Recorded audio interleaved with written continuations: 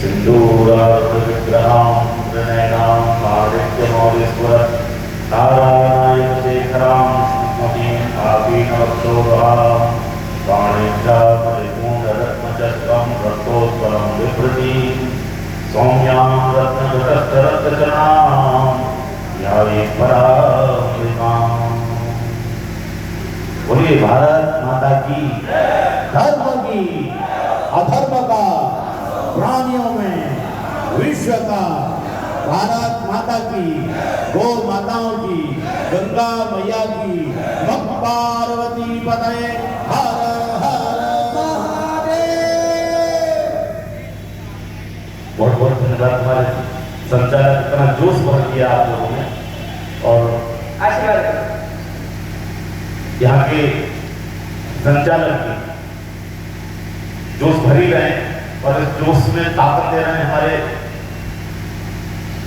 जिला के प्रचारक अनमोल जी की इतनी परिश्रम करना मेहनत जो भाई साहब को यहाँ आमंत्रित किया, हम लोगों ने इनके शब्दों को सुना और शायद हमारी और उनकी कुंडली बहुत मैच नहीं करती।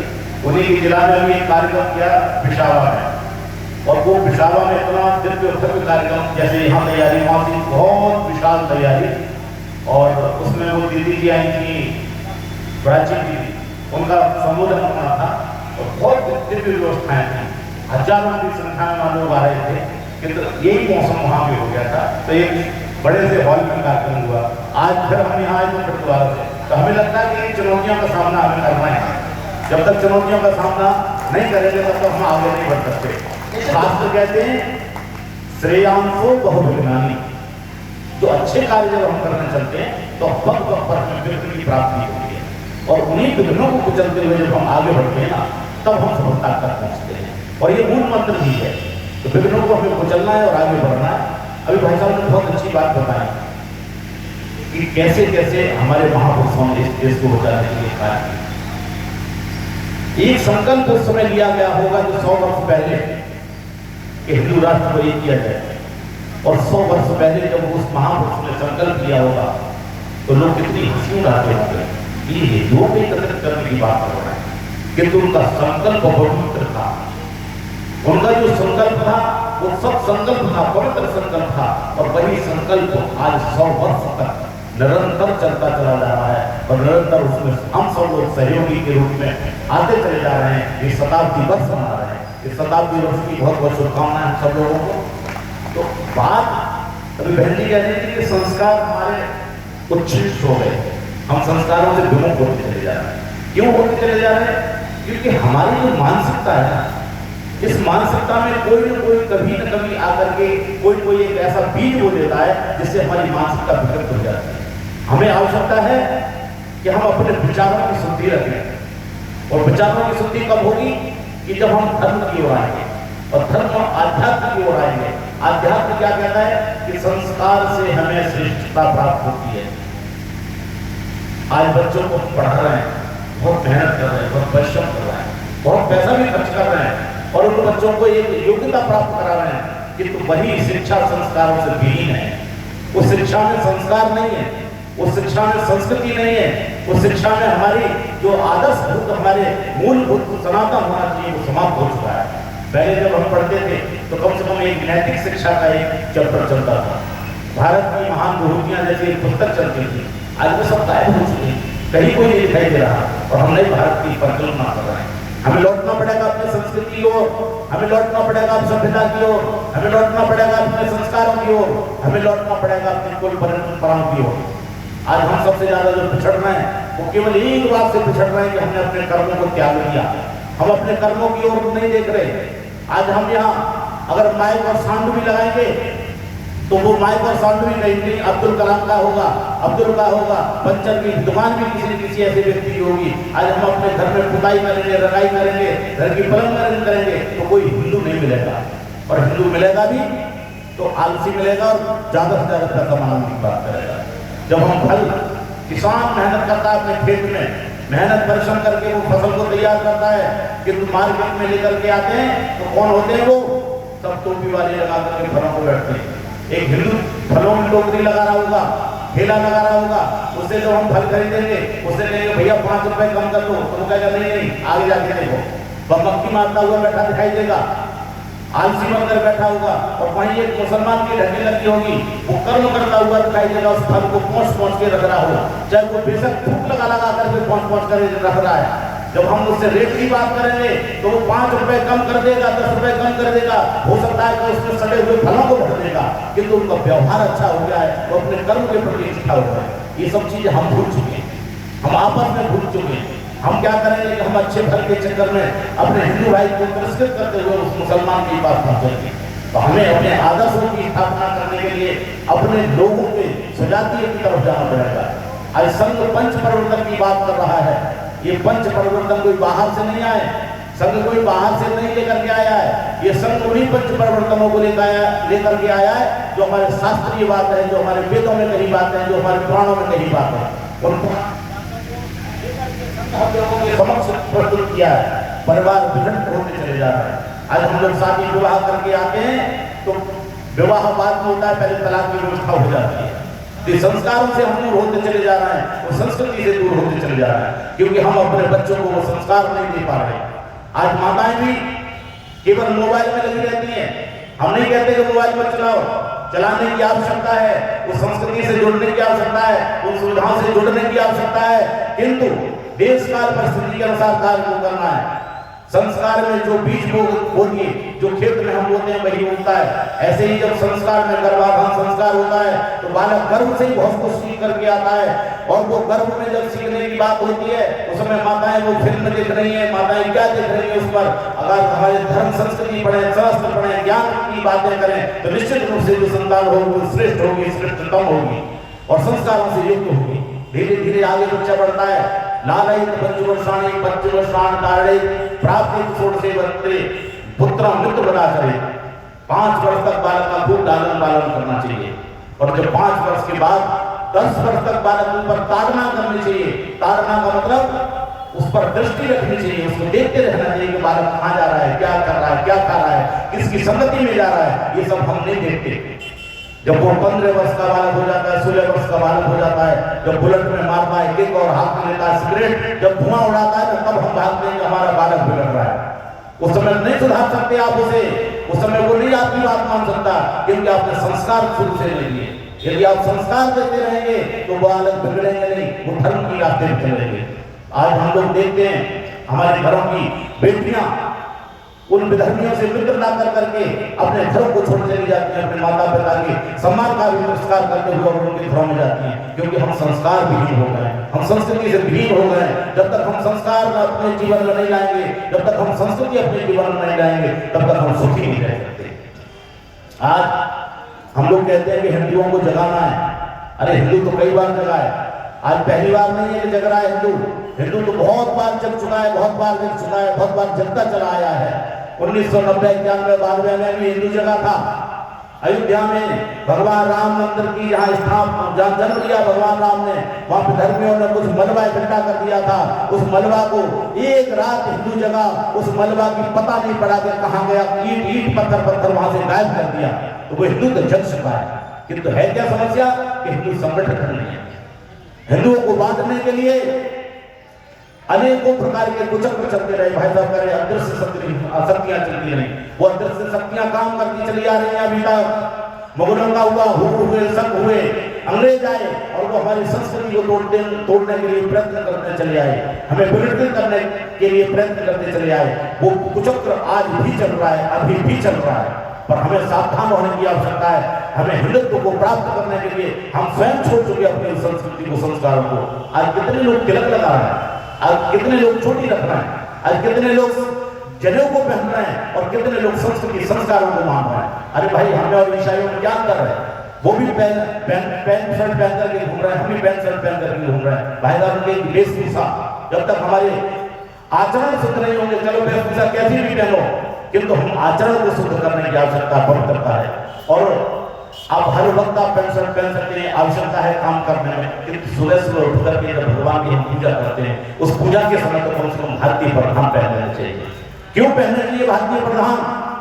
आवश्यकता क्या है भारतीय प्रधान की? एक कोर्ट में जब वकील खड़ा होता है तो वकील को चाहिए उस जज के सामने कोट और टाई लगा करके जाएगा। यदि कोट और टाई नहीं लगा के जाएगा तो वो जज उसको पनिशमेंट कर देगा। ये आप लोग देखते ही होंगे, उस वकील को पनिश कर देगा, दंडित कर देगा कि आज तुमने टाई नहीं लगाई, आपने कोट नहीं पहना, इसे कोर्ट की अवमानना हुई। हम तो उस परमेश्वर परमात्मा की उस कोर्ट में बैठ करके हम जब पूजा पाठ करते हैं तब ये भानी नहीं होता कि हम क्या कलर लगा रखा है, चोटी रखी है या नहीं रखी, हम वेशभूषा पहन रहे हैं या नहीं पहन रहे। उस परब्रह्म परमेश्वर उस जज के सम्मुख कम से कम हम बैठे तो उस समय तो कम से कम एक गमछा या लुंगी बांध करके बैठे, तिलक लगा करके बैठे। 2 मिनट 10 मिनट 5 मिनट आपके पास समय नहीं निकल सकता क्या? जब आप समय निकालेंगे, जब भगवान के चरणों में आप बैठे होंगे तो आपके यहाँ छोटा सा बालक भी बैठा होगा, वो भी देख रहा होगा कि हमारे पिताजी पूजा कर रहे हैं, पाठ कर रहे हैं, तो उसके मन में भी अंकुर स्फुट होंगे कि हम भी पूजा और पाठ में संलग्न हों। हम संस्कृति को छोड़ चुके हैं, हम बच्चों के साथ नहीं बैठते। परिवार को जोड़ने के लिए हमें एक साथ बैठ करके भोजन की परिक्रमा केवल संग कर रहा है, यही भारतीय परंपरा थी, उस परंपरा को हम छोड़ चुके हैं। आज जन्मदिन के दिन हम लोग केक काट रहे हैं, मोमबत्ती बुझा रहे हैं, वो पाश्चात्य संस्कृति को अपना रहे हैं। अरे भाई जन्मदिन मनाना है तो एक वृक्ष लगा करके जन्मदिन को मनाइए, एक गाय को रोटी खिला करके जन्मदिन को मनाइए, कहीं गरीब विद्यार्थी को विद्या दे करके जन्मदिन मनाइए, किसी गरीब कन्या की शादी करके जन्मदिन मनाइए। कितनी अच्छा होगा। अगर भगवान ने धन दौलत दी है तो समाज में लगाने के लिए दिया है। हमारे यहाँ शास्त्र कहते हैं कि जो धन वैभव है ना, धनानि भूमौ वसवश्च गोष्ठे स्त्री गृह द्वार जनः श्मशाने देहश्चितायाम परलोक मार्गे धर्मानुभव गच्छति जीवेगा। जिस धर्म के लिए हमारा शरीर है उस धर्म का हमें पूरी तरह से निष्ठा के साथ पालन करने चाहिए। अन्यथा की स्थिति में क्या होगा कि जो धन और वैभव गाड़ी बंगला हम जो कमा रहे हैं वो धन भूमि पर पड़ा रह जाएगा, गाड़ी आपकी गैरेज में खड़ी रह जाएगी, पशु जो है अस्तबल में बंधे पड़े रह जाएंगे। जिसके लिए जिस स्त्री के लिए उस मोहपात में हम लोग पड़े रहते हैं, राग विलास का भोगता में लगे रहते हैं, उसके सौंदर्य के लिए हम पूरा जीवन उस पर मंत्र मुक्त रहते हैं। ऐसी स्त्री भी जब शरीर से प्राण ले तो वो केवल घर के दरवाजे तक साथ देगी। और वो स्वजन जो होते हैं जिनके लिए हम राग द्वेष करते हैं, भाईचारा देते हैं, राग द्वेष देते हैं, एक दूसरे में ईर्ष्या द्वेष रखते हैं, वो स्वजन भी हमारे केवल शमशान तक साथ देंगे। जिस पुत्र के लिए मोह माया में हम लगे रहते हैं कि हमारा 7 पीढ़ियों तक हम धन एकत्रित करके रखें, वो पुत्र भी केवल चिता तक साथ देगा। और जिस शरीर के लिए हम पाप अपराध पुण्य धर्म अधर्म कर्म ये सब सोचते रहते हैं, वो शरीर भी चिता तक साथ देगा। केवल हमारे साथ क्या जाएगा? केवल धर्म। और उस धर्म के लिए हमें निष्ठावान रहना है, उस सनातन को सुदृढ़ करने के लिए हमें आवश्यकता है। आज हम यही सब चीजें भूल चुके हैं कि हम सनातन के प्रति हमारी क्या निष्ठा होनी चाहिए। जब युवा ही सनातन से विमुख हो जाएगा तो ये धर्म माने ये भारत तो रहेगा, ये हिंदुस्तान तो रहेगा, किंतु हिंदुत्व नहीं रहेगा। आज हमारे हृदय से हिंदुत्व खत्म हो गया है, हिंदुत्व समाप्ति की ओर है। इसीलिए इस हिंदुत्व को जगाने के लिए संघ प्रयत्न कर रहा है, हम लोग भी इसके साथ में लगे हुए हैं। संघ वही काम कर रहा है कि हमारे हृदय में हम हिंदू तो हैं किंतु हिंदुत्व समाप्त हो गया। जब हमारे सामने बात आती है हिंदुत्व की तो हमारा खून भी खोलने लगता है। उस खून आज ठंडा पड़ गया है। जैसे हम लोग आग जलाते हैं, ये अभी ठंड के दिन है, इसमें हम उपले लगा करके आग को जलाते हैं, धीरे धीरे करके आग ठंडी पड़ जाती है। किंतु जब उस आग पर हम फूंक मारते हैं तो वो राख हट जाती है, उसमें से चिंगारी उभरती है और वो चिंगारी ऐसी सामर्थ्य रखती है कि पूरे विश्व को जला सकती है। ऐसे ही आज हिंदुओं में हिंदुत्व के ऊपर वो कुसंस्कारों की राख जम चुकी है, वो कुसंस्कारों की राख ने उस आग को ढक रखा है। तो ये संघ के नरेश जी जैसे हमारे अनुज जी जैसे लोग उस संघ में उस कुसंस्कारों की राख के ऊपर फूंक मार करने का काम कर रहे हैं। तो जिस दिन वो फूंक मार रहे हैं और ये फूंक लग जाएगी, उसमें से हिंदुत्व की चिंगारी निकलेगी, पूरे विश्व को, हमारे भारत को, पूरे विश्व में हिंदुत्व की एक ललक दिखाई देगी, झलक दिखाई देने लगेगी। सारे लोग कहेंगे कि हाँ हिंदू हमारा राष्ट्रगुरु था, राष्ट्रगुरु है और राष्ट्रगुरु रहेगा। इसके लिए हमें सनातन की आवश्यकता है, संस्कारों की आवश्यकता है। आज हम अपनी उन सभ्यताओं को भूल गए, उन ऋषि मुनियों को भूल गए, जिन ऋषि मुनियों ने हमारे यहाँ हवाई जहाज का आविष्कार किसने किया? आज कोई भी विदेशी कह सकता है कहां से हुआ, किंतु वो हवाई जहाज का आविष्कार हमारे भारत के ऋषियों ने किया है। एटम बम का जितना भी हमारे यहाँ सिद्धांत निकाले हैं, वो सारे सिद्धांत हमारे प्रणव मुनि के द्वारा निकाले हुए हैं। ऐसे महापुरुषों को हम लोग भूल गए, उनकी संस्कृति को भूल गए, उन संस्कारों को भूल गए। आज हम यदि हम ऋषियों को पढ़ेंगे, उन महर्षियों को पढ़ेंगे, तो निश्चित रूप से हमारे अंदर भी ज्ञान और विज्ञान पैदा होगा। जब ज्ञान विज्ञान हमारे हृदय में स्फुटित होगा तो हम तब समझेंगे कि तुम्हें क्या शक्ति है, क्या सामर्थ्य है। आज वेद पढ़ते हैं हम लोग, रुद्राष्टाध्याय पढ़ते पढ़ते हम लोग रुद्राभिषेक करते हैं। भारत के जगत गुरु शंकराचार्यों ने रुद्राष्टाध्याय को पढ़ते पढ़ते ध्यान आया, अरे तो इसमें तो बहुत बड़ा विज्ञान छुपा हुआ है, और उन्होंने वैदिक गणित की रचना की, जो आज भी वैदिक गणित पूरे विश्व में कई यूनिवर्सिटियों में चलाया जा रहा है। कठिन से कठिन प्रश्न होते हैं, उनका भी समाधान उस वैदिक गणित में छुपा हुआ है। तो हमारी संस्कृति, हमारे संस्कार, हमारे धर्म, हमारे पुराण, ये सब हम लोगों को उसमें निष्ठा रखने की आवश्यकता है। आज हम लोग संगठित क्यों नहीं हो रहे? क्योंकि हम एक दूसरे के प्रति ईर्ष्या रख रहे हैं, द्वेष रख रहे हैं। जिस दिन हम द्वेष छोड़ देंगे, ईर्ष्या भाव छोड़ देंगे, तो निश्चित रूप से हम संगठित हो जाएंगे। हम कर क्या रहे हैं कि हमारा पड़ोसी बढ़ रहा है आगे, उस बड़े की टांग ऊंचाई कर रहे हैं। पड़ोस में भूखा मर रहा है हिंदू, उस हिंदू की तरफ हम नहीं देख रहे हैं। हम जाकर के हो सकता है कि बहुत बड़ा भंडारा भी कर रहे हैं, हम हो सकता है कि बहुत बड़े तीर्थों में जाकर के धन को लुटा रहे हैं, किंतु पड़ोस में बैठा हुआ जो हिंदू भाई है उसकी हम लोग रक्षा नहीं कर रहे, उसका सहयोग नहीं कर रहे। व्यास जी महाराज कहते हैं, अष्टादश पुराणेषु व्यासस्य वचनद्वयम् परोपकाराय पुण्याय पापाय परपीडनम्। व्यास जी महाराज ने 18 पुराणों का निर्माण किया। उन 18 पुराणों में अनेकों प्रकार की उन्होंने विधि बताई, अनेकों प्रकार के उसमें योग बताए, संयोग बताए, सब कुछ बताया। किंतु उन्होंने देखा कि मैंने इन पुराणों में क्या लिखा है ऐसा जो कि समाज को दे सकूं। तो उन्होंने बताया कि शरीर के माध्यम से किसी को कष्ट पहुंचे, किसी को दुख पहुंचे, किसी को पीड़ा पहुंचे, इससे बड़ा कोई पाप नहीं है। और इस शरीर के माध्यम से किसी का हित हो जाए, किसी का परमार्थ हो जाए, किसी का परोपकार हो जाए, इससे बड़ा कोई पुण्य नहीं है। तो आज हम उन्हीं बातों को भूल गए, हम परमार्थ भूल गए, हम दूसरे का उपकार भूल गए। और जब से हम परमार्थ भूले, उपकार भूले, तभी से हम दुखी हैं। आज हमारी पढ़ाई भी हो रही है कि हम MBA पढ़ रहे हैं, हम ये देख रहे हैं कि कैसे किसका गला काट करके पैसा लेकर के आए, किंतु हम अपने घर को चलाएं। हमारे यहाँ ये पद्धतियां नहीं थी। हमारे यहाँ पद्धति थी कि हम चाहे भूखे रहें किंतु हमारा पड़ोसी खुशहाल रहना चाहिए, हमारे यहाँ आया हुआ अतिथि है उसका हम सम्मान कर सकें, ये भाव था। जगह जगह हम तालाब खुदवाते थे, बावड़ी खुदवाते थे, कुएं खुदवाते थे, वृक्ष लगाते थे, तो हमारा हिंदुस्तान एक सुदृढ़ हिंदुस्तान बना हुआ था। किंतु आज हम ये सब परंपराएं भूलते चले जा रहे हैं, क्योंकि हम परिस्थितियों में इस समय जकड़े हुए हैं। आज ये संघ हम लोगों को सिखा रहा है कि हम जातिवाद से दूर रहें, किंतु हमारे बीच में वही जिन लोगों को हम चुन करके भेज रहे हैं एक स्थान पर, वही लोग हमें फूट डालने का काम कर रहे हैं। तो इसलिए हमें आवश्यकता है कि उन नेताओं से भी सावधान रहना है।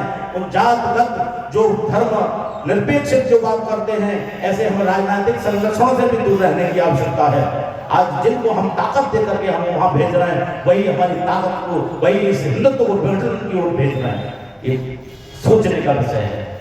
जिस आज यहाँ सारे लोग बैठे हैं, ये कोई भाजपा के नहीं है, कोई सपा के नहीं है, कोई बसपा के नहीं है। यहाँ हम सब लोगों को एकत्रित होने की जो कामना कर रहे हैं वो ये कर रहे हैं कि हिंदू मुस्लिम सिख, हिंदू मुस्लिम को दूर दूर करते हैं। हमारा जो भाई है वो हिंदू ही है, हिंदू के साथ में ही हमें काम करना है, हमें मुस्लिम से दूर रखना है। यहाँ पर जो लोग बैठे हैं हमारे सनातन धर्मी हैं, ये कोई पार्टी के लोग नहीं है, सपा के नहीं है, बसपा के नहीं है, किसी के नहीं है, केवल हिंदू हैं और ये राष्ट्र के लिए समर्पित हैं और राष्ट्र के लिए समर्पित रहने की आवश्यकता है। तो राष्ट्र में समर्पित होने के लिए अभी इतनी बड़ी हमारे सामने शक्तियां, अभी चुनौतियां आने वाली हैं कि उसमें हमें लगेगा कि हमें तोड़ने की व्यवस्था बना रहे हैं, हमारे बीच में खाई खोद रहे हैं। इन सब खाइयों से हमें सावधान रहने की आवश्यकता है। हमें हिंदुत्व अपने हृदय में रखना है। ये देश संगठित कैसे रहे इस पर हमें विचार करने की आवश्यकता है। और हम सब लोग संगठित रह करके सर्वे भवन्तु सुखिनः सर्वे सन्तु निरामया, इस उद्देश्य की पूर्ति तभी हो सकती है कि जब हम संगठित हों, एक दूसरे से ईर्ष्या देश दूर कर दें, एक दूसरे के प्रति हम निष्ठा रखें, भाईचारा रखें। ये शास्त्र हमें पहले से ही बताते चले आए हैं, आज कोई नई बात संघ नहीं बता रहा। जब होली आती है, दीपावली आती है, हमारे यहाँ रक्षाबंधन आता है, तो ये अलग अलग पर्व अलग अलग जातियों के लिए बनाए गए थे शास्त्रों में। ब्राह्मणों के लिए रक्षाबंधन, क्षत्रियों के लिए दशहरा, वैश्यों के लिए दीपावली और शूद्रों के लिए होली। किंतु ऐसा कभी नहीं हुआ कि जो रक्षाबंधन है वो ब्राह्मण ही बनाए। वो रक्षाबंधन पूरे समाज के लोग बनाते हैं, ऊपर से नीचे तक के सारे लोग बनाते हैं। जब होली का पर्व आता है तो होली के पर्व में चाहे वो ठाकुर जी हो, चाहे पंडित जी हो, कोई जी हो, सब गले मिलकर के एक दूसरे को बधाइयां देते हैं और एक सनातन धर्म की एक श्रेष्ठता दिखाई देती है कि हमारा सनातन धर्म कितना श्रेष्ठ है। गंगा स्नान करने जाते हैं तो कोई ये नहीं पूछता कि आप किस जाति के हैं और किस जाति के नहीं हैं। आप इस जाति के गंगा स्नान कर सकते हैं, इस जाति के गंगा स्नान नहीं कर सकते हैं। कुंभ में लाखों की करोड़ों की भीड़ होती है, जहां शंकराचार्य स्नान कर रहे होते हैं वहीं एक हमारा सफाई कर्मी स्नान कर रहा होता है। इससे बड़ी क्या समझता की बात की जा सकती है। तो सनातन धर्म समझता के लिए हमेशा से कठोर कदम उठा के चला है। वही आज संघ, विश्व हिंदू परिषद, RSS, बजरंग दल, इनके जितने भी संगठन हैं, हमारे सारे संगठन निकले हुए उसी से है, RSS से। तो RSS के जितने संगठन हैं वो सभी हिंदुत्व को एक करने की परिकल्पना कर रहे हैं। वही वेद की बात कह रहे हैं, वही पुराणों की बात कह रहे हैं, वही ऋषि मुनियों की बात कह रहे हैं कि भाई हम सब लोग एक सूत्रता में बंधे रहे। और एक सूत्रता में बंधने के लिए परब्रह्म परमेश्वर परमात्मा जब राम राजा के घर में, राजा के घर में मर्यादा पुरुषोत्तम बन करके राम जन्म लेते हैं, वही राजा राम जब वन में जाते हैं, जंगलों में जाते हैं और एक उस वनवासी लोगों को अपने गले से लगा करके चलते हैं, उनके साथ में रहते हैं, उनके साथ में भोजन करते हैं, उनकी बातें सुनते हैं, तभी वो राजा राम भगवान राम का दर्जा प्राप्त करते हैं। तो हम सब लोगों को एक साथ रहना है, एक सूत्र में बन के रहना है, एक कदम से कदम मिला करके चलना है। एक जब छत पड़ती है ना तो उसमें एक पिलर नहीं होता। आज हम जिस छत के नीचे बैठे हैं इसमें भी 4 पिलर लगे हुए हैं। ये 4 पिलर वही पिलर हैं, ये ब्राह्मण, क्षत्रिय, वैश्य, शूद्र। जब ये चारों पिलर मिल जाएंगे तब इस छत को संभाल सकते हैं। यदि ये चारों पिलर में से एक भी पिलर टूट जाएगा तो ये छत नीचे आ जाएगी। इसलिए हम लोगों को आवश्यक है कि ब्राह्मण, क्षत्रिय, वैश्य, शूद्र अपने अपने धर्मों पर अड़ग रहे। किंतु जब आवश्यकता पड़े राष्ट्र की, जब आवश्यकता पड़े धर्म की, तब हम सब लोग एक सूत्र में बंध करके एक आवाज के साथ हम राष्ट्र के साथ खड़े हो जाएं। यही हमारी आवश्यकता है। इस समय अनेकों प्रकार के कुचक्र चल रहे हैं। इस समय कहीं कोई राजनीतिक लाभ के लिए कोई कार्य कर रहे हैं, कहीं किसी चीज के लिए लाभ कर रहे हैं, किंतु हमें परमार्थ के लिए काम करना है और हम सब लोगों को मिलजुल करके इस मुहिम को आगे बढ़ाना है। तो बहुत बहुत धन्यवाद हमारे अनमोल जी के लिए, अनमोल जी की पूरी टीम के लिए और जो संचालक महोदय हैं, इन्होंने अच्छा संचालन कर रहे हैं, इनके लिए बहुत बहुत धन्यवाद। और हमारे नरेश जी भाई साहब के लिए इसलिए धन्यवाद कि बरेली से चल करके आप यहाँ आए, तो इसके लिए और इतना अच्छा उद्बोधन इन्होंने दिया, तो सभी लोगों को बहुत बहुत धन्यवाद। सभी लोगों को प्रणाम। हर हर महादेव, जय श्री कृष्ण। बोलिए भारत माता की। एक बार जोरदार तालियों से गुरुदेव का अभिनंदन करें। बोलिए भारत माता की।